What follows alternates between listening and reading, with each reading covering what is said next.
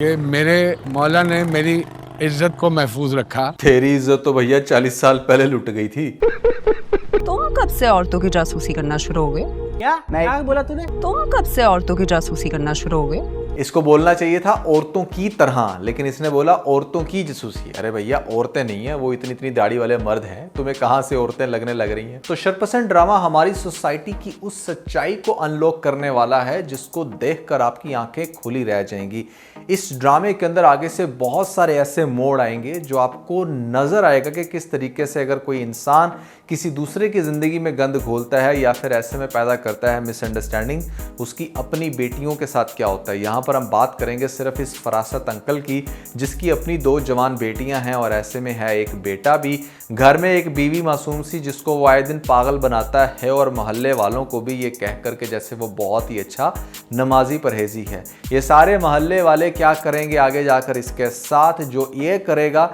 पहले हम उसको डिस्कस करेंगे और फिर आने वाली एपिसोड्स को भी। तो काफ़ी ज़्यादा भैया आज की वीडियो इंटरेस्टिंग होने वाली है, लेकिन उससे पहले आप लोगों को बताना चाहूँगा कि अगर आप लाहौर में विज़िट कर रहे हैं किसी भी शहर से या किसी भी कंट्री से और चाहते हैं कि आपका बहरिया टाउन के अंदर एक अच्छा लग्जरी अपार्टमेंट के अंदर स्टे हो, चाहे वो 1 दिन का है या फिर 1 हफ्ते का, जो भी ड्यूरेशन हो, आप हमारा ये बुकिंग का नंबर ऊपर लिखा हुआ आ रहा होगा, आप इस पर कांटेक्ट करके इस अपार्टमेंट को बुक कर सकते हो। मिस्टर नुमालिन के चैनल की तरफ से आपको 10% एक्स्ट्रा ऑफ भी मिलेगा, प्लस जो अमेनिटीज़ हम लोग प्रोवाइड कर रहे हैं आपको स्टे लक्स में, वो कोई और अपार्टमेंट इस प्राइस रेंज के अंदर नहीं करेगा। PK Luxus. We don't sell crap. Latest episode के अंदर बहुत सारी डेवलपमेंट्स हुई हैं, लेकिन हम बात करेंगे पहले आने वाली एपिसोड में कि यहाँ पर जो शाज़ीन का कैरेक्टर दिखाया गया है, शाज़ीन ही आई थिंक, जो हीरा मानी प्ले करने लग रही हैं। चूंकि वो एक इंडिपेंडेंट खातून है, रहती है एक बड़े से घर में, तो यहाँ पर मोहल्ले में जो अक्सर सबसे ठरकी बंदा होता है ना, उससे ये औरत बर्दाश्त नहीं होती। आप किसी भी मोहल्ले में देख लो,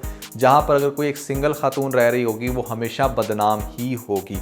या तो वो वाकई बदनाम ज़माना होगी, वो कुछ ऐसा कर रही होगी जिसकी वजह से वो बदनाम है, या फिर अगर वो कुछ नहीं भी कर रही तो चूंकि वो लोगों को चिट्टा इनकार कर रही है, इर्द गिर्द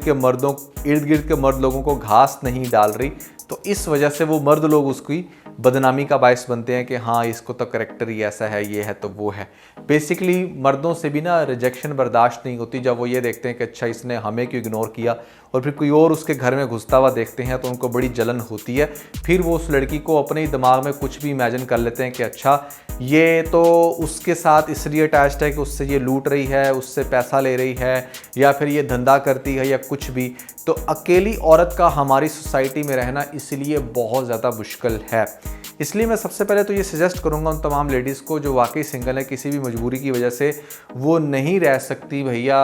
किसी के साथ और उनको अकेले ही ज़िंदगी गुजारनी है, तो आप लोगों के लिए सबसे पहली सजेशन मेरी ये रहेगी कि किसी भी मोहल्ले के अंदर जाकर घर या फिर कोई भी ऐसा छोटा सा रूम वगैरह मत लें। आपको चाहिए कि आप किसी अपार्टमेंट बिल्डिंग में जाएं, ठीक है, जो बड़े बड़े अपार्टमेंट्स होते हैं, बिल्डिंग्स होती हैं, वहाँ पर जाकर आप कोई अपार्टमेंट लें तो वहाँ पर आपको कोई भी तंग नहीं करेगा, पहली बात। दूसरी बात, कोशिश करें जितना मॉडर्स्ट एरिया के अंदर या फिर सिटी के अंदर आप मूव कर सकती हैं करें, किसी भी टिपिकल सोसाइटी में जाकर ना रहें। हर कंट्री के अंदर ऐसे एरियाज़ होते हैं जहाँ पर मेरे ख्याल से सिंगल वुमन को कोई भी बर्दाश्त नहीं करता। तो यहाँ पर भी जिस तरीके से वो रह रही है, अब नहीं बर्दाश्त हुआ हमारे फरासत अंकल से, तो वो इसके बारे में गंद फैला रहा है और आहिस्ता आहिस्ता दूसरे लोगों के दिमाग में ये डाल रहा है कि हमारी भी जवान बच्चियाँ हैं। असल में जो मर्द हमेशा अपनी जवान बच्चियों का सामने रख के जो इस तरह की सारी घटिया हरकतें करते हैं ना, माजरत से उन्हीं की बच्चियों के साथ फिर ऐसा बहुत कुछ हो जाता है जो नहीं होना चाहिए। अभी हम उसके ऊपर आते हैं कि आगे जाकर इसके साथ क्या होगा, लेकिन पहली बात तो ये है कि जो शाज़ीन है ये हमारी एक मेन कैरेक्टर है जिसकी आगे से आपको शादी होते हुए दिखाई जाएगी इसी के खाला के बेटे के साथ। और वो जब यहाँ पर इससे मिलने के लिए आएगा, ऑब्वियसली वो इसके अंदर काफ़ी इंटरेस्टेड है, ये बात इसकी खाला ने इसको बताई है, तो ये चीज़ डेफिनेटली ये जो हमारे फरासत अंकल देख लेंगे और इसका वो ठीक ठाक ढिंडोरा पीटेंगे कि हाँ मैंने तो बोला था ना कि इसका तो कैरेक्टर ही ख़राब है, ये तो है ही ऐसी, और बाद में भी बाकी के लोग भी कहेंगे कि हाँ ये तो बुरी लड़की है। अच्छा,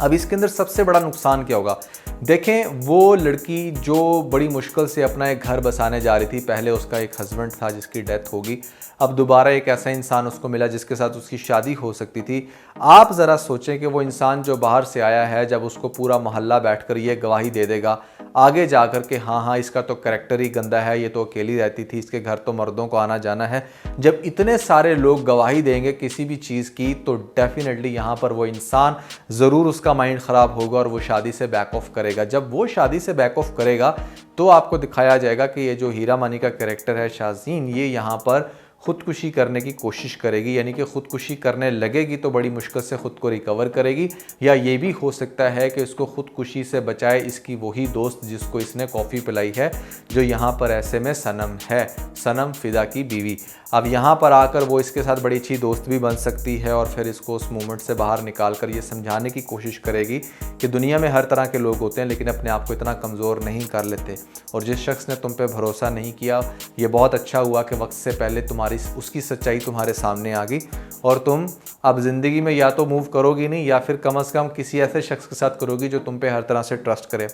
मेरा मानना यह है कि भैया शख्स किसी भी तरह का हो, जब इतने मैसिव लोगों को इतनी बड़ी तादाद में कोई बंदा किसी के खिलाफ गवाही देता है तो इट्स अ ह्यूमन नेचर, अच्छे खासे फिसल सकते हैं। हाँ, आगे जाकर उसको इस चीज़ का दुख ज़रूर होगा। खैर, बहरहाल आपको दिखाया गया इस ड्रामे के अंदर कि भैया जैसे इससे पीछे जो वहाज का ड्रामा था वहाँ पर भी इसके पीछे यही बंदा था, यहाँ पर भी हीरा के पीछे खैर लगा तो यही है, लेकिन नसीब नहीं होगी। दूसरी तरफ जो दूसरा कपल है हमारा बेसिकली फ़िदा का और सनम का, उनके दरमियान भी बहुत सारी कॉम्प्लिकेशंस पैदा करने वाला बंदा यही होगा। पहले तो सनम भी ये बात पूछेगी कि आखिर ये इस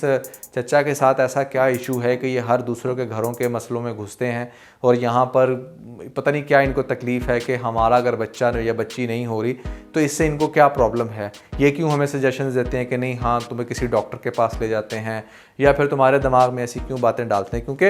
अभी तो डेफिनेटली इट्स नेचुरल कि अगर आपको कोई बड़ा बुला रहा है आप उसकी बात भी सुनोगे, और फिर अगर वो कोई सीरियस बात कर देता है जैसे उसने शाज़ीन के बारे में की थी तो उसको आप थोड़ा सा सोचोगे भी। अब वही बंदा आगे से आपको दिखाया जाएगा कि यहाँ पर बहुत ज़्यादा इस कपल के दरमियान भी एम्बिग्विटीज़ पैदा करने में कामयाब हो जाएगा और वो भी आपस में लड़ना शुरू हो जाएंगे।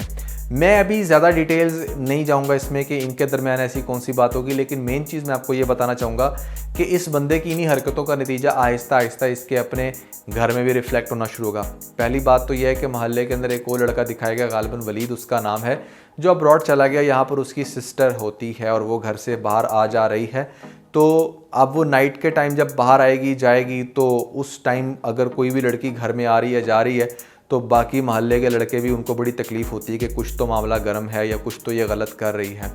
अब वो जो इसी का फरासत का बेटा है, एक तो ये उसके ऊपर अपना टांका फिट करने की कोशिश करेगा, उसको छेड़ेगा, तंग करेगा, या हो सकता है कि उसके साथ जब कुछ भी गलत करने की कोशिश करे तो मोहल्ले में इसकी वजह से बदनाम हो। इसकी अपनी ही बेटी उसी के भाई को लाइक करती है, एक ये पॉइंट भी सामने इसके आ सकता है, जिसकी वजह से जो इसकी फर्माबरदार बेटी होगी वो भी बड़े बुरे तरीके से बदनाम होगी। और जो दूसरी है वो तो वैसे ही मतलब बहुत ज़्यादा अजीब व गरीब हरकतें करती है। ईमान जिसका नाम है हर वक्त फ़ोन पे लगी रहती है, तो उसने भी कोई ना कोई कारनामा करना है। तो इसके अपने बच्चों के जब कारनामे इसके सामने आएंगे और यहाँ पर फिर ग्रेजुअली मोहल्ले वालों को भी पता चलेगा कि किस तरीके से ये दूसरों को बदनाम करता फिर रहा था, इसका तो अपना ही घर ठीक नहीं है। और यही मोहल्ले वाले जो आज फरासत साहब की बड़ी जी करते हैं, आगे जाकर इस पर थू करेंगे तो आपको ड्रामा देखने का और ज़्यादा मज़ा आएगा। लेकिन ये मैंने आपको बहुत आगे की बात बताई है, फिलहाल ड्रामे का एक ओवरव्यू देने के लिए कि आगे से किस तरह की स्टोरी इसकी एक्सपेक्टेड है। मेनली बात यह है कि यहाँ पर जो फरासत का कैरेक्टर है ना भैया,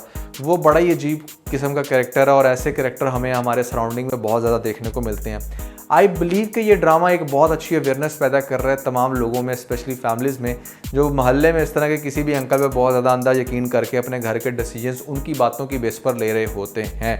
तो भाई यहाँ पर बहुत अच्छा ड्रामा है, मुझे इसकी एपिसोड देखने का बड़ा मज़ा आया। लेटेस्ट एपिसोड रिलेटिवली थोड़ी सी स्लो ज़रूर थी, लेकिन भैया अब हर एपिसोड तो इतनी इंटरेस्टिंग नहीं होगी ना, लेकिन आने वाली एपिसोड में बहुत कुछ इंटरेस्टिंग होगा। कैसा लग रहा है आपको शरपसंद ड्रामा? यहाँ पर कैसी लग रही है आपको एक्टिंग? नुमान इजाज की आंख ऐसे मारते हुए बड़े कमाल के एक्ट्रेस ने बहरहाल किया। कमेंट्स के अंदर मुझे ज़रूर बताइएगा। और इसके अलावा अगर आप लोगों ने हमारा लेटेस्ट व्लॉग नहीं देखा तो ऊपर आपको लिंक मिल जाएगा, जल्दी से लिंक पर क्लिक करके देख अपना फीडबैक मुझे ज़रूर दीजिएगा।